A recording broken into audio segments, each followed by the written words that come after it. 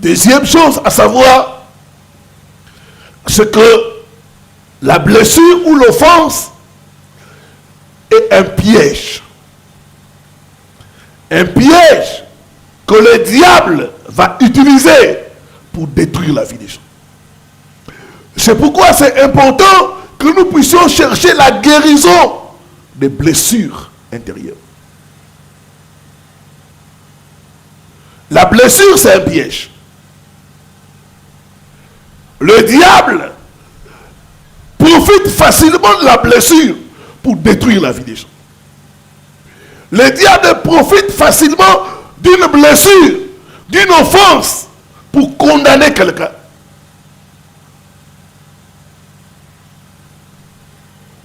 La blessure est un piège satanique pour la destruction et la condamnation. Vous devez savoir que le diable va utiliser vos blessures pour vous détruire, pour vous condamner. C'est pourquoi il faut faire attention.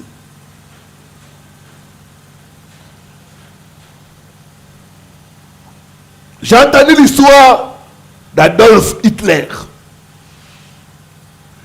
Adolf Hitler était un enfant abandonné par son père. Son père les avait abandonnés. Il a abandonné sa mère. Son père était un juif autrichien. Il l'a abandonné.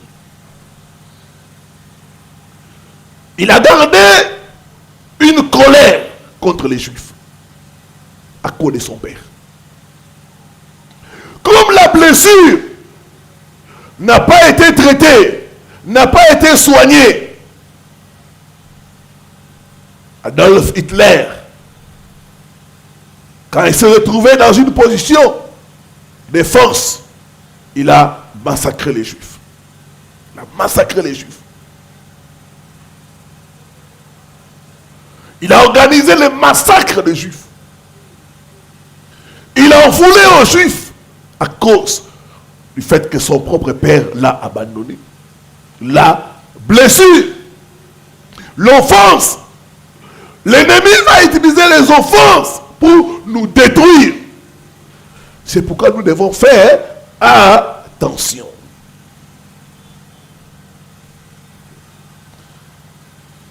Il y a des Adolf Hitler.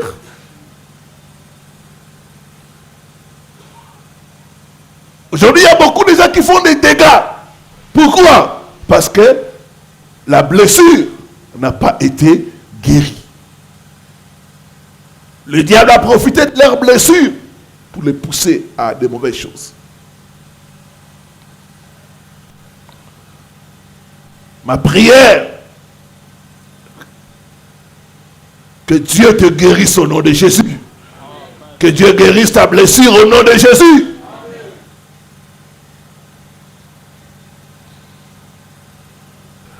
Je vais nous parler de quelques conséquences du manque de pardon.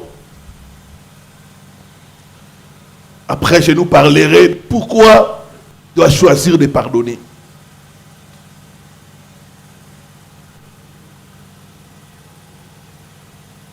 Dans la parole de Dieu, pardonner veut dire laisser partir. Laisser partir. Pardonner veut dire libérer. Pardonner veut dire ne plus chercher à se venger.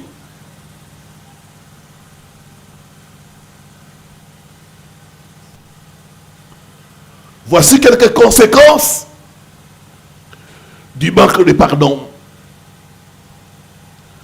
Première conséquence, quand vous refusez de pardonner, vos propres péchés ne seront pas pardonnés. Matthieu chapitre 6, le verset 12. Prenez les micros comme ça, vous allez nous aider à différentes lectures. Matthieu chapitre 6, le verset 12. Il est écrit, pardonnez Pardonne-nous nos offenses. Pardonne-nous nos offenses. Comme nous aussi nous pardonnons à ceux qui nous ont offensés. Comme nous aussi nous pardonnons à ceux qui nous ont offensés. Beaucoup nous faisons cette prière-là comme la mécanique. Mais nous refusons de pardonner aux gens qui nous ont offensés. Nous refusons de pardonner aux hommes de Dieu. Nous refusons de pardonner à notre femme, à notre mari.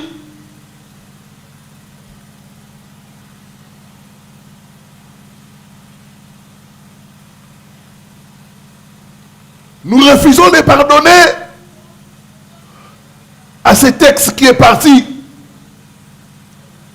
alors qu'on avait besoin de lui. Il dit, si vous ne pardonnez pas, votre Père céleste ne va pas aussi vous pardonner. Si je refuse de pardonner à mon frère, Dieu aussi ne va pas me pardonner. C'est un danger quand tes péchés ne sont pas pardonnés. Pardonne-nous nos offenses comme nous pardonnons à ceux qui nous ont offensés. Est-ce que moi j'ai pardonné à X? Si je ne lui ai pas pardonné, Dieu aussi ne m'a pas pardonné.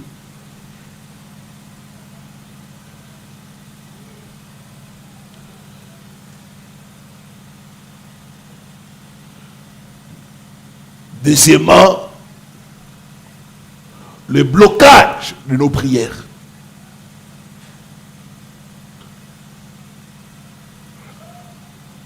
Marc 11, le verset 25, c'est le verset qu'on a lu avant. Tu peux relire ça, Marc 11, le verset 25. Et lorsque vous êtes debout faisant votre prière, lorsque vous êtes debout faisant votre prière, si vous avez quelque chose contre quelqu'un, si vous avez quelque chose contre quelqu'un, pardonnez, afin que votre Père qui est dans les cieux vous pardonne aussi vos offenses. Afin que votre Père qui est dans les cieux vous pardonne aussi vos offenses. Si vous ne pardonnez pas, votre prière sera bloquée. Il y a des gens qui viennent à l'église, qui se demandent pourquoi moi je ne suis pas béni. J'ai pris, je donne les dîmes, les offrandes, mais pourquoi ma vie n'avance pas? C'est que dans ton cœur, il y a des gens que tu as retenus.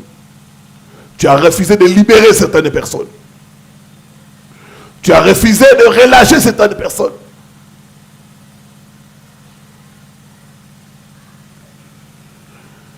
Le manque de pardon bloque votre ciel. Votre ciel est bloqué.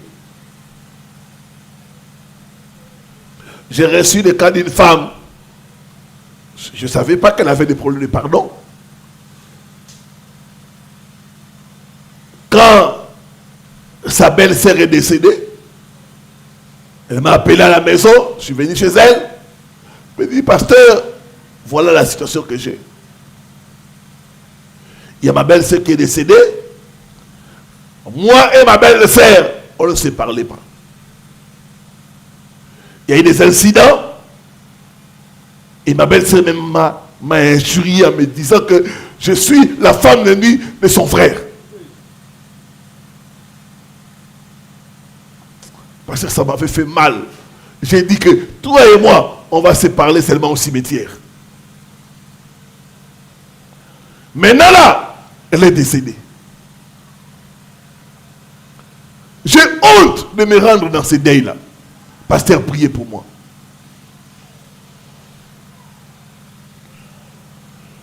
Donc il y a des gens qui gardent la rancune pendant des années. Mais qui sont à l'église.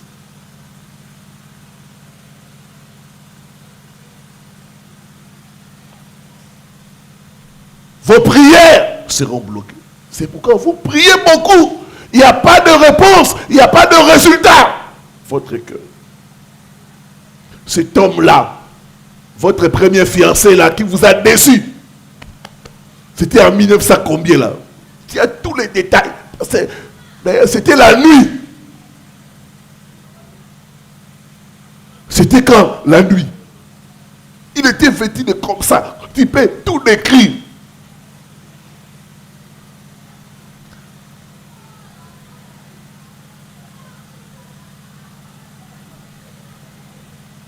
Quand vous ne pardonnez pas, votre ciel est bloqué. Vos prières ne montent pas.